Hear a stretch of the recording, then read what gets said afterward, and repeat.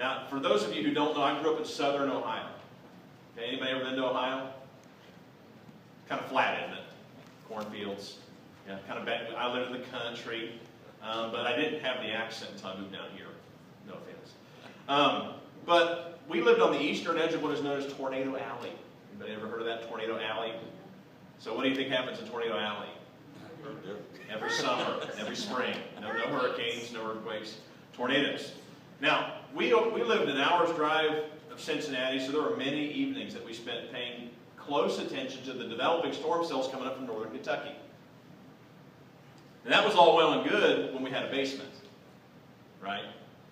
There's some comfort there. You go in the basement, you hide from the storm, wait till it passes. Well, when we moved to Wilmington, Ohio, we lived for 7 years without a basement. So, when we got those tornado watches that inevitably turned into tornado warnings, you know where we went?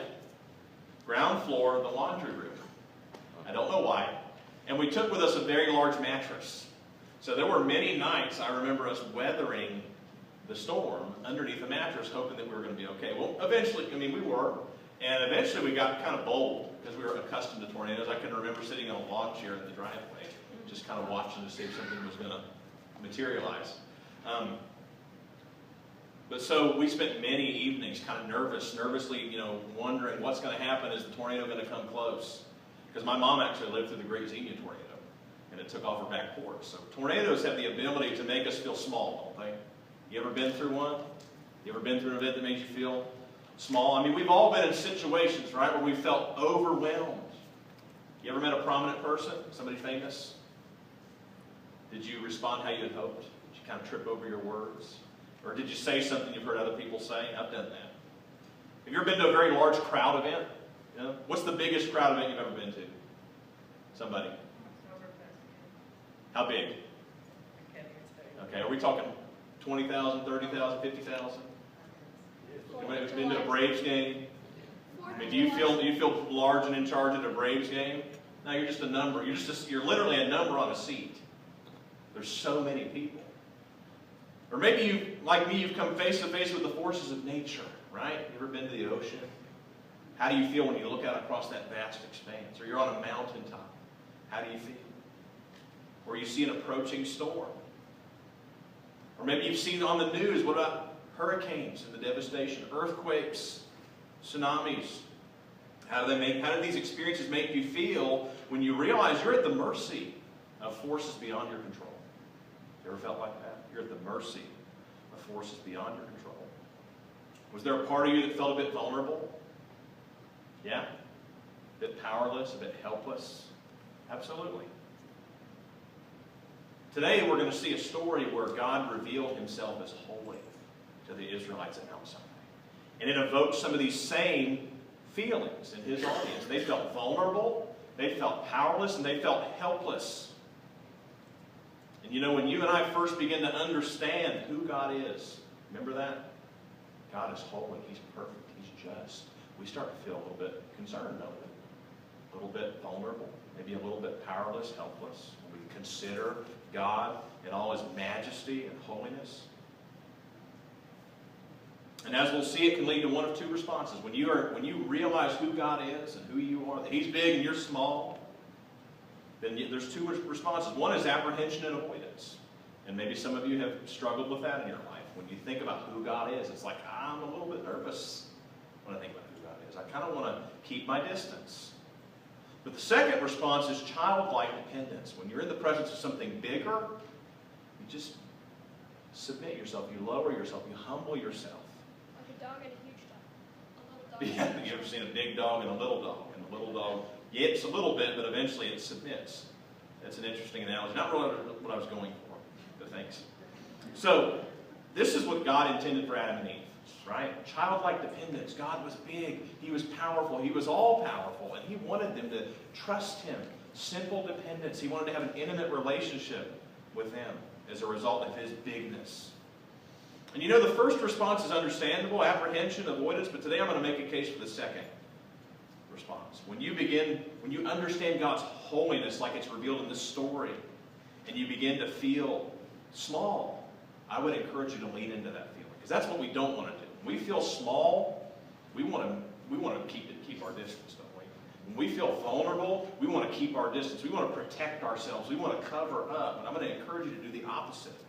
Something that's not intuitive, and lean into that feeling and lean into a relationship with Almighty God. Our story today takes place in the desert of Sinai. It's been 3 months since their dramatic exit from Egypt. The Israelites are camped in front of Mount Sinai, also called Mount Horeb. And the first point today is that God makes an incredible offer. God makes an incredible offer. Exodus chapter 19, beginning in verse 3. Exodus 19, beginning in verse 3. Then Moses went up to God, and the Lord called to him from the mountain and said, "This is what you are to say to the descendants of Jacob, and what you are to tell the people of Israel. You yourselves have seen what I did to Egypt, and how I carried you on eagle's wings and brought you to myself." So God has made it clear who He is. He's revealed Himself in a powerful way. He said, there's no doubt that I'm God and that I'm in charge. Now, if you obey me fully and keep my covenant, then out of all nations you will be my treasured possession. Although the whole earth is already mine, you will be for me a kingdom of priests. In other words, you'll speak for God. You'll represent me to other people. And a holy, set-apart nation. These are the words you are to speak to the Israelites. So God is reminding them of His credentials. I mean, He has defeated the superpower of the time, Egypt. Decisively, He's defeated them. There's no longer any doubt what God is capable of. And at this point, I think they're expecting to hear God's demands. Because at that time, the gods were accustomed to always be looking for something, right? So Egypt's gods, all the surrounding nations, the gods wanted something from the people. And so Israel's wondering, okay, what is God after? I mean, when it came to relating to the gods, they knew the drill. Do whatever it takes to appease the gods so they don't smite you. We still say that. And do whatever it takes to manipulate the gods. So it was about appeasement, making sure the gods aren't angry at me, making sure the gods aren't going to smite me. But it was also about manipulation. In other words, I want to know what the gods want so that I can get what I want. So that was their motivation. That's what they were looking for. That's what they were expecting from the God of Israel. But instead, God doesn't ask something from them. He makes them an offer. There's a covenant agreement involved, but God's not focused on extracting anything from the Israelites. He doesn't need anything from them. But He's making them an offer. He talks about what He wants to do for them. Out of all nations, you will be my treasured possession. Can you imagine a God talking to His people like that in that day and time? A kingdom of priests. You will introduce others to me. I'll give you responsibility. You'll have an identity. You'll have responsibility. And you'll be set apart and distinct from other nations. So God makes an incredible offer. The second point today is that Israel tentatively accepts the offer. And I'll explain that in a moment. Verse 7. So Moses went back and summoned the elders of the people and set before them all the words the Lord had commanded him to speak. The people all responded together, "We will do everything the Lord has said." So Moses brought their answer back to the Lord. Now it's possible at this point that this is a response of faith. They're saying, okay, we believe, we've seen enough evidence to believe that God is who He says He is, but it's equally possible, and I think more likely, this is a response of fear. Sure, whatever the pillar of fire and cloud that can part the Red Sea and drown whole armies says, we'll do that, right? They might just be shell-shocked and in fear, and whatever God says, they're going to do it because this God has shown Himself to be all-powerful and to be capable of anything that He decides to do. And if they're not afraid yet, they're about to be. Verse 9, the Lord said to Moses, "I'm going to come to you in a dense cloud." So this is a way that God has not come before. He's going to come in a dense cloud so that the people will hear Him speaking. They're going to hear His voice with you and will always put their trust in you. And then Moses told the Lord what the people had said. So God is about to show up in a very powerful way. We're going to see the description here. And it's going to be imposing. It's going to be scary. It's going to be intimidating.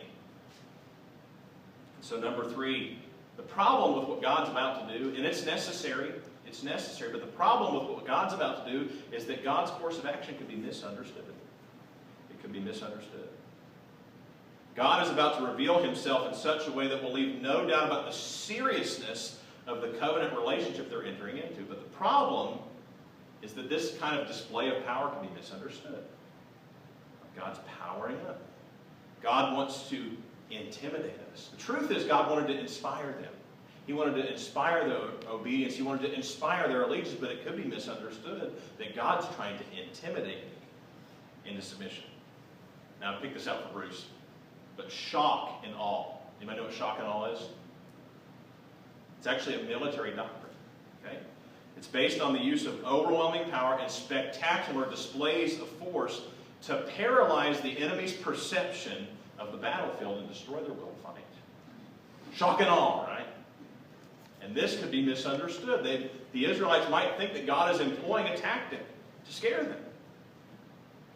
And as we'll see in a moment, many crowd members responded as if God's intent was to compel them to cower. And I think they've misunderstood.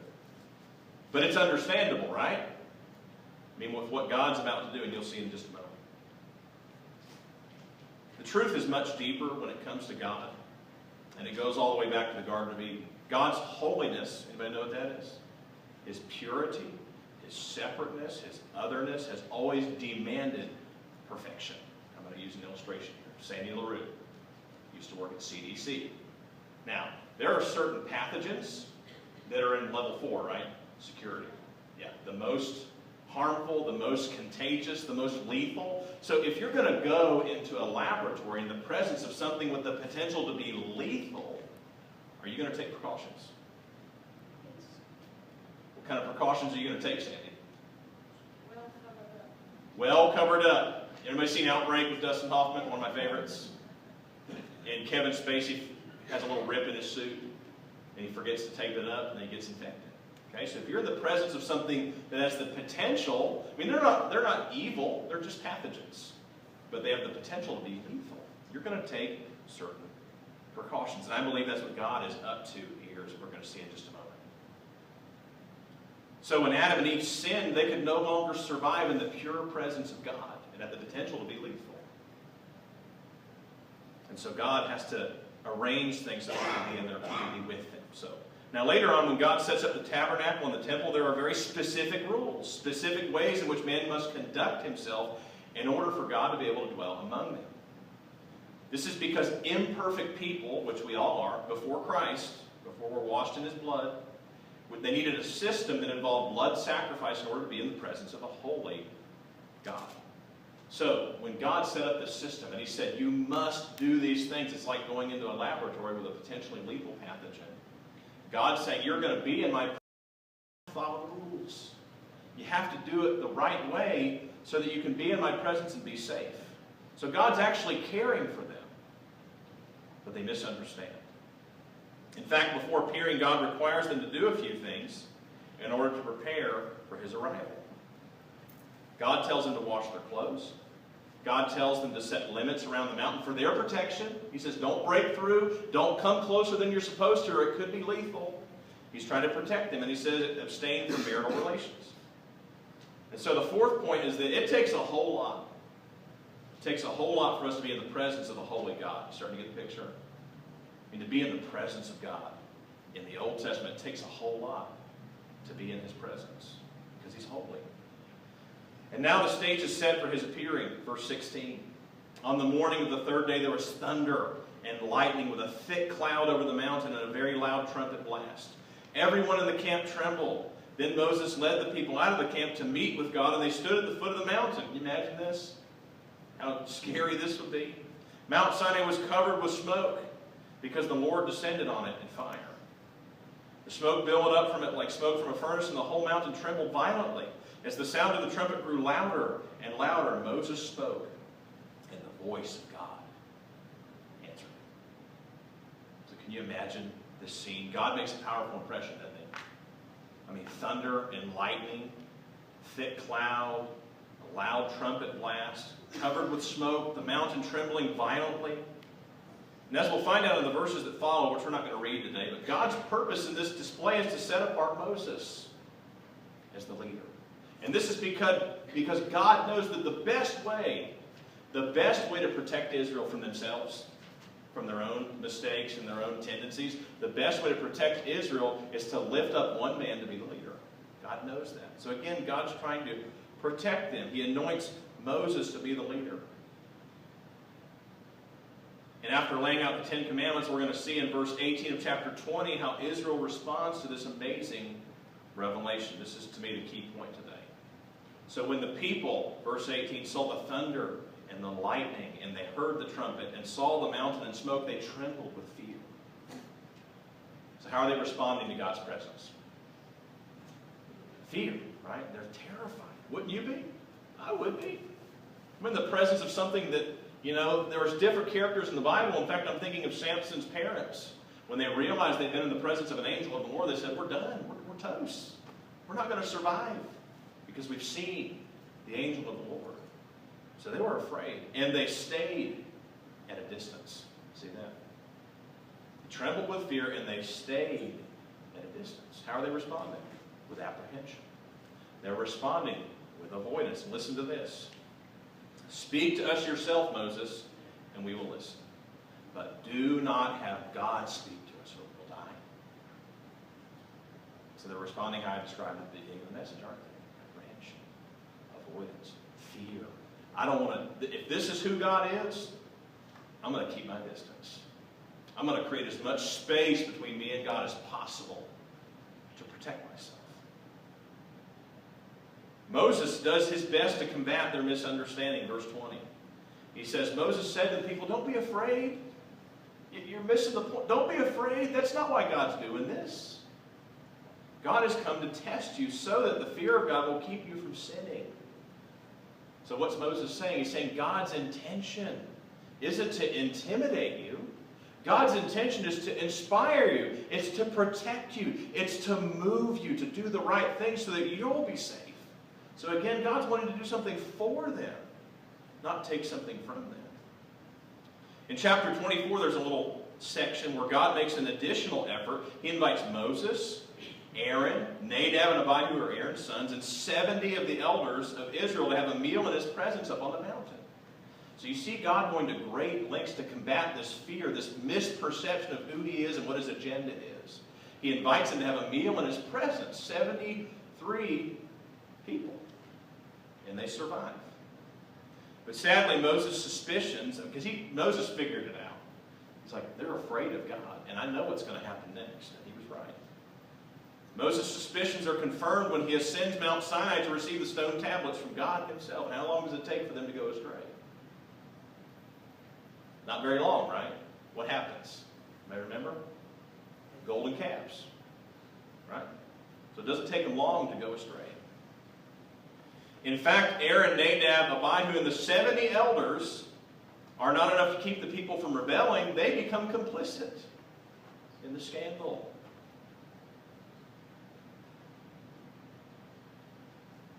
So Moses understands, and this is why he fought so hard to combat their misunderstanding. He knows as well as you do. He knows as well as I do that rules without relationship, what's it lead to? Have you ever heard this? Rules without relationship leads to rebellion. You ever seen that in your home? Maybe you're one growing up. Rules without relationship leads to rebellion. And Moses knows that if they lean away from God, if they avoid God, if they don't lean in and come close, then they're going to feel like God isn't for them. That in fact, God's a little bit of an adversary. And they've got to try to appease him and manipulate him. And eventually it's going to lead to rebellion. So Moses understood that rules without relationship leads to rebellion. Now what about you today? As we kind of wrap up, somebody would go notify the captives to return. Okay, I'll go do that. When you consider God's holiness and justice, do you respond to God with apprehension and avoidance in your heart? You think about God, it's like, you know what? I'll talk to God at dinner time. But I'm not going to spend too much time talking to him. I'm not going to spend too much time reading his word because I'm a little bit concerned with what his agenda is. Maybe God wants something from me. Maybe God wants to take from me. And you would make the same mistake that the Israelites did. Because God is powerful. God is big. God is a little bit intimidating, right? Because he's holy. But in order for us to have a relationship with him, he had to have pretty extreme rules. But the good news is that those rules have now been done away with. And I'll explain that in just a moment. You know, sadly, I've been in church services in modern times where it seems like they're advocating Christian life under the Old Covenant. You ever seen this? It's all about special places. It's all about rules. It's all about you better do this or else. And it's like they're advocating, you can be a Christian, but you have to still live under the Old Covenant. Lots of do's, lots of don'ts. You better be at church every Sunday, or else we're not sure about you. So it's like people are advocating living the Christian life under the Old Covenant. They depict God as a righteous judge who's out to get the sinner, right? Better watch out. God's going to get you, right? Not you. Watch out, God's going to get you. But the truth is that Jesus Christ has paid our sin debt once for all, and He's made it possible for us to call God our Father. Now, that's very different from God, my judge, right? And that's what sometimes gets promoted. God is the judge. He's going to judge you. He's going to get you. You better watch out. God's a little bit like Santa Claus. He's keeping a list of who's naughty and nice, right? Yeah, you like it. I did that one for you. So, Jesus has made it possible for us to call God our Father. In the way that Israel misunderstood God, because He had to do this, He had to come in power, He had to come in and impress them so that they would submit and protect themselves from themselves. But it's different now. Romans 8:15 says this: the Spirit you received, that I received, does not make you slaves, so that you live in fear again. Rather, the Spirit you received brought about your adoption. You and I are adopted. We're in God's family. We're not at Mount Sinai anymore. We're in the temple. You know when Jesus died on the cross, what happened? The curtain in the temple was torn in two. You know what that means? It means we have access to the God of the universe through the blood of Jesus Christ. We don't have to live in fear. God's not trying to intimidate you. He's not trying to intimidate me, but He does want to inspire us. And what's more inspiring than say, hey, you're adopted. You're not on your own. You're part of my family. You're one of my kids. So the bottom line today is that Jesus Christ satisfied God's holiness. He satisfied God's holiness. And it's a little bit scary if you try to be perfect. Anybody here perfect? You better get a no, right? Anybody here perfect? Jesus was, and He satisfied God's holiness so we could be whole. Again, you know, what if we stood in awe of the greatness of God? Like we stand in the awe of nature, huh? You ever been impressed by nature?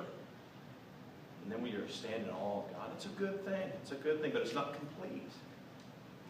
I mean, we need to show appropriate respect, regard for God's authority and His justice. But what if we also stood in awe at the grace of God? What if we appreciated what Christ accomplished on the cross? Jesus said He came not to abolish, but to fulfill the law. In other words, the law as it was is no longer necessary. And we can boldly enter God's presence with confidence and without fear. And I pray that this truth washes over you this week as you consider that a holy God, a God who, if you go into His presence the wrong way in the Old Testament, it was potentially lethal. I've told you this before. The high priest would go in once a year, and legend has it, or tradition says, that they would tie a rope to his ankle with a little bell. And while he was doing his service, if his bell stopped jingling, then they could still get him out without going in. You know what I'm saying? So potentially lethal, but it's different now. God, a holy God, a perfect God who you can't stand to be in His pure presence, has made a way. He's made a way. He's torn the curtain. He's opened the door. He's cleared the barriers for you and I to have a personal relationship with Him. Pray with me. God, thank you so much that you have made a way. You were the only one that could do it. I mean, there's no way we could make a way ourselves. But you have made a way, Lord God, for us to have a personal relationship with you through the blood of your Son, Jesus Christ.